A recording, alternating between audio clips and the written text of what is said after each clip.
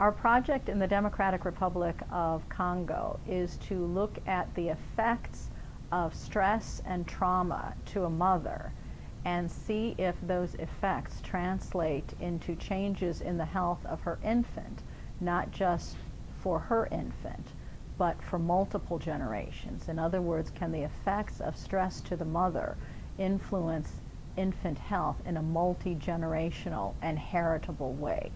So for instance, if a woman has undergone physical trauma or material deprivation as a result of war or just living in a very poor country, can that stress then translate into poor health for her infant and also her grandchildren and great-grandchildren? My part of the project involved collecting biological samples. So we got blood samples from the mothers, we got umbilical cord samples, which then essentially is the infant, and we also got placental tissue samples to sort of indicate the womb environment of the infant.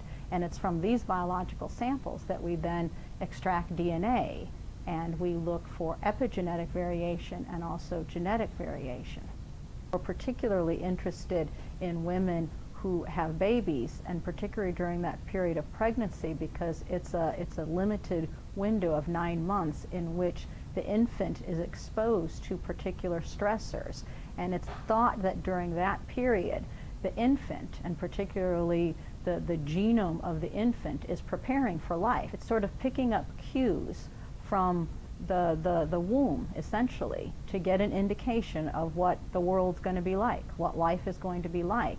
And it is thought that the infant is able to prepare for a more stressful or a less stressful environment in terms of readying its genome through epigenetic marks, through changing the expression of particular genes in response to different cues it gets about the environment. And that's exactly what we're trying to test, to see if indeed epigenetics is the medium through which information from the environment is translated into changes in gene expression.